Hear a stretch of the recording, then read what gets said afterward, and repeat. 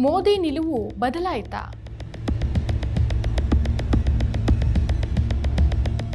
ಪ್ರಪಂಚದ ಮುಂದೆ ಬೆತ್ತಲಾದ ಮೋದಿ. ಇದು ಮೋದಿಯ ಡಿಪ್ಲೊಮೆಸಿನ ಅಥವಾ ಡ್ರಾಮಾನ?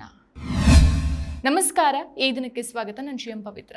ಇತ್ತೀಚೆಗೆ ನಡೆದಂತಹ ಒಂದು ಬೆಳವಣಿಗೆ ಎಲ್ಲರ ಗಮನವನ್ನು ಸೆಳೀತಾ ಇದೆ. ಯುದ್ಧ ಈಗ 4ನೇ ವಾರಕ್ಕೆ ಕಾಲಿಟ್ಟಿದೆ. ಅಮೆರಿಕ ಮತ್ತು ಇಸ್ರೇಲ್ ಜಂಟಿ ದಾಳಿಯಲ್ಲಿ ಇರಾನ್ನ ಪರಮೋಚ್ಚ ನಾಯಕ ಆಯತೊಲ್ಲಾ ಖಮೇನಿ ಸೇರಿದಂತೆ ಹಲವು ಮುಖ್ಯ ವ್ಯಕ್ತಿಗಳು ಹತರಾಗಿದ್ದಾರೆ. ಇರಾನ್ ಕೂಡ ತನ್ನ ಪ್ರತಿಕ್ರಿಯೆಯನ್ನು ತೋರಿಸ್ತಾ ಇದೆ.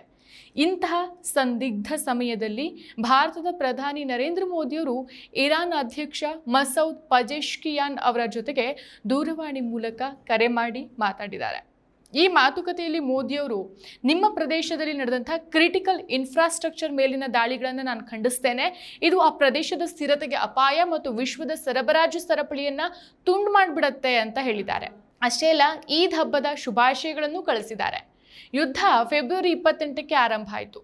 3 ವಾರಗಳು ಕಳೆದ ನಂತರ 4ನೇ ವಾರದಲ್ಲಿ ಈ ಫೋನ್ ಕಾಲ್ ಹೋಗಿದೆ. ಖಮೇನಿಯವರ ಹತ್ಯೆಯಾದಾಗ ಮೋದಿ ಸಂತಾಪವನ್ನು ಸೂಚಿಸಿರಲಿಲ್ಲ. ಬೇಕೋ ಬೇಡವೋ ಅಂತ ಯೋಚನೆ ಮಾಡಿ ವಾರಗಳ ನಂತರ ಸಂತಾಪವನ್ನು ಸೂಚಿಸ್ತಾರೆ. ಅಮೆರಿಕ ಇಸ್ರೇಲ್ ದಾಳಿಯನ್ನು ತಪ್ಪು ಅಂತ ಒಂದು ಮಾತು ಕೂಡ ಹೇಳಿರಲಿಲ್ಲ. ಮೋದಿ ಇಸ್ರೇಲ್ಗೆ ಭೇಟಿ ಕೊಟ್ಟು ಹಿಂದಿರುಗಿದ 48 ಗಂಟೆಗಳಲ್ಲಿ ಈ ದಾಳಿ ನಡೆದಿದ್ದು ಇದು ಭಾರತದ ನಿಲುವನ್ನು ಇನ್ನಷ್ಟು ಸಂದೇಹಕ್ಕೆ ಗುರಿಯಾಗಿಸುವಂತೆ ಮಾಡುತ್ತೆ. ಅಮೆರಿಕದ ಅಧ್ಯಕ್ಷ ಡೊನಾಲ್ಡ್ ಟ್ರಂಪ್ ಮತ್ತು ಇಸ್ರೇಲ್ ಪ್ರಧಾನಿ ಬೆಂಜಮಿನ್ ನೆತನ್ಯಾಹು ಅವರು ಇರಾನ್ ಭಯೋತ್ಪಾದಕ ದೇಶ, ಅದನ್ನು ನಾವು ನಾಶ ಮಾಡಬೇಕು ಅಂತ ಬಹಿರಂಗವಾಗಿಯೇ ಹೇಳ್ತಾ ಇದ್ರು. ಇನ್ನು ಮೋದಿ ಬೆಂಬಲಿಗರು ಸಾಮಾಜಿಕ ಮಾಧ್ಯಮಗಳಲ್ಲಿ ಅದೇ ರೀತಿ ಕುಣಿದು ಕುಪ್ಪಳಿಸಿ ಸಂತೋಷ ಪಡ್ತಾ ಇದ್ರು. ಇರಾನ್ನ ತುಂಡು ಮಾಡಿ ಇರಾನ್ ಭಯೋತ್ಪಾದಕ ದೇಶ ಅಂತ ಪೋಸ್ಟ್ಗಳನ್ನು ವೈರಲ್ ಮಾಡ್ತಾ ಇದ್ರು. ಆದರೆ ಈಗ ಮೋದಿ ಅವರೇ ಇರಾನ್ ಅಧ್ಯಕ್ಷರಿಗೆ ಕರೆ ಮಾಡಿ ಖಂಡನೆ ವ್ಯಕ್ತಪಡಿಸಿದಾಗ ಈಗ ಆ ಬೆಂಬಲಿಗರು ಏನು ಹೇಳ್ತಾರೆ? ಸೈಲೆಂಟ್ ಆಗಿರ್ತಾರಾ ಅಥವಾ ಇದು ಡಿಪ್ಲೊಮಸಿ ಅಂತ ಹೇಳ್ಕೊಂಡು ಸಮರ್ಥಿಸ್ಕೊಳ್ತಾರಾ ಅನ್ನೋದೇ ಕುತೂಹಲದ ಪ್ರಶ್ನೆ. ಭಾರತ ಇರಾನ್ ಸಂಬಂಧ ಇತಿಹಾಸದಲ್ಲಿ ಆಳವಾದ ಬೇರುಗಳಿಂದ ಕೂಡಿದೆ. ನೂರಾರು ವರ್ಷಗಳ ಹಳೆಯ ಸ್ನೇಹ, ವ್ಯಾಪಾರ, ಸಂಸ್ಕೃತಿ, ತೈಲ ಎಲ್ಲದರಲ್ಲೂ ಸಂಬಂಧ ಇದೆ. ಇರಾನ್ ಹಾರ್ಮುಜ್ ಜಲಸಂಧಿಯನ್ನು ಮುಚ್ಚಿದ್ರೆ ಭಾರತಕ್ಕೆ ತೈಲ ಸರಬರಾಜು ನಿಂತು ಹೋಗುತ್ತೆ. LPG ಬೆಲೆ ಆಕಾಶಕ್ಕೆ ಇರುತ್ತೆ. ದೇಶದಲ್ಲಿ ಅಲ್ಲೋಲ ಕಲ್ಲೋಲ ಸೃಷ್ಟಿಯಾಗತ್ತೆ. ಇದನ್ನು ಯೋಚಿಸದೇನೆ ಮೋದಿಯವರು ಇಸ್ರೇಲ್ ಜೊತೆಗೆ ತುಂಬ ಹತ್ತಿರವಾಗಿ ನಿಂತ್ಕೊಂಡ್ಬಿಟ್ರು. ಯುದ್ಧ ಆರಂಭವಾದ ತಕ್ಷಣ ಇರಾನ್ ಮೇಲಿನ ದಾಳಿಯನ್ನು ಖಂಡಿಸೋ ಬದಲು ಮೌನ ವಹಿಸಿದ್ರು. ಇದರಿಂದ ಇರಾನ್ನಲ್ಲಿ ಭಾರತದ ಇಮೇಜ್ ಹಾಳಾಯಿತು. ಈಗ ಪರಿಸ್ಥಿತಿ ಬದಲಾಗಿದೆ. ಯುದ್ಧ ದೀರ್ಘವಾಗ್ತಾ ಬಂದಂತೆ ಅದರ ಪರಿಣಾಮಗಳು ಭಾರತಕ್ಕೂ ತಟ್ಟೋಕ್ ಶುರುವಾಗಿದೆ. ಹಾರ್ಮುಜ್ ಜಲಸಂಧಿ ಜಗತ್ತಿನ ಪ್ರಮುಖ ತೈಲ ಮಾರ್ಗ. ಇದರಲ್ಲಿ ಏನಾದರೂ ಸಮಸ್ಯೆ ಬಂತು ಅಂತಂದ್ರೆ ಅದರ ಪರಿಣಾಮ ನೇರವಾಗಿ ಭಾರತಕ್ಕೂ ಬೀಳತ್ತೆ. ಇಂಧನ ಬೆಲೆ ಏರಿಕೆ, LPG ಸಮಸ್ಯೆ, ಆರ್ಥಿಕ ಒತ್ತಡ ಇವೆಲ್ಲವೂ ಸಹ ಎದುರಾಗಬಹುದು. ಇದನ್ನೇ ಇರಾನ್ ತಮ್ಮ ರೀತಿಯಲ್ಲಿ ತೋರಿಸ್ಕೊಟ್ಟಿದ್ದು.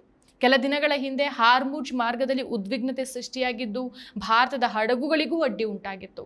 ಆದರೆ ಇರಾನ್ ಭಾರತವನ್ನು ಕೈ ಬಿಡಲಿಲ್ಲ. ಹಲವು ಭಾರತೀಯರು ಇರಾನ್ ಮೇಲಿನ ದಾಳಿಯನ್ನು ಖಂಡಿಸಿದ್ದಾರೆ ಅನ್ನೋ ಕಾರಣಕ್ಕೆ ಭಾರತದ ಹಡಗುಗಳಿಗೆ ಗ್ರೀನ್ ಸಿಗ್ನಲ್ ಕೊಡುತ್ತೆ.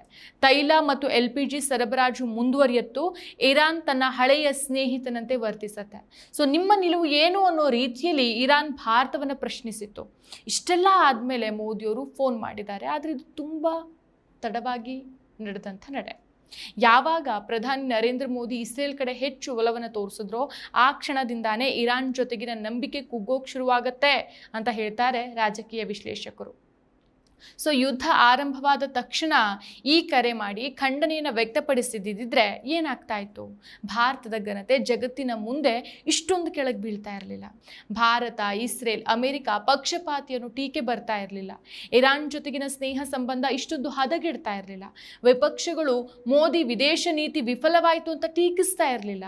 ಭಾರತ ಯಾವಾಗಲೂ ಸ್ವತಂತ್ರ ನಿಲುವನ್ನು ತಾಳುವಂಥ ದೇಶ. ಯಾರಿಗೂ ತಲೆ ಬಗ್ಗಿಸ್ದೇನೆ ಎಲ್ಲರ ಜೊತೆಗೂ ಸ್ನೇಹವನ್ನು ಕಾಪಾಡ್ಕೊಂಡು ಬಂದಿರೋದು ನಮ್ಮ ಪರಂಪರೆ. ಆದರೆ ಈ ಸಂದರ್ಭದಲ್ಲಿ ಮೋದಿಯಿಂದ ಆ ಸ್ವತಂತ್ರತೆ ಕಾಣಿಸಿಯೇ ಇಲ್ಲ ನಮಗೆ. ಇಲ್ಲಿ ಭಾರತದ ವಿದೇಶಾಂಗ ನೀತಿ ಸಂಪೂರ್ಣವಾಗಿ ಸೋತು ಹೋಗ್ಬಿಟ್ಟಿತ್ತು. ವಿದೇಶಾಂಗ ನೀತಿ ಅಂತಂದ್ರೆ ದೇಶದ ಸ್ವಾಭಿಮಾನ. ಯಾವ ಪರಿಸ್ಥಿತಿಯಲ್ಲೂ ಒಂದು ದೇಶ ತನ್ನ ನಿಲುವಿನಲ್ಲಿ ಸ್ಪಷ್ಟತೆ ಮತ್ತು ಸ್ಥಿರತೆಯನ್ನು ಎತ್ತಿ ತೋರಿಸಬೇಕು. ಆದರೆ ಈ ಪ್ರಕರಣದಲ್ಲಿ ಭಾರತ ಮೊದಲು ಮೌನವಾಗಿತ್ತು.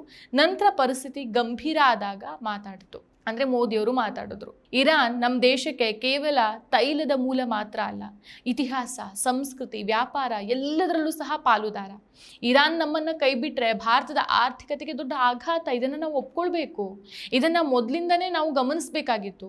ಮೋದಿ ಭಕ್ತರು ಈ ಹಿಂದೆ ಇರಾನ್ ನಾಶ ಆಗಲಿ ಅಂತ ಕುಣಿತಾ ಇದ್ದವರು ಈಗ ಮೌನವಾಗಿರೋದು ಅಥವಾ ಇದು ರಾಜಕೀಯ ಅಂತ ಸಮರ್ಥಿಸೋದು ಸುಲಭ ಅಂತ ಅನ್ಸುತ್ತೆ. ಆದರೆ ಸತ್ಯ ಏನು?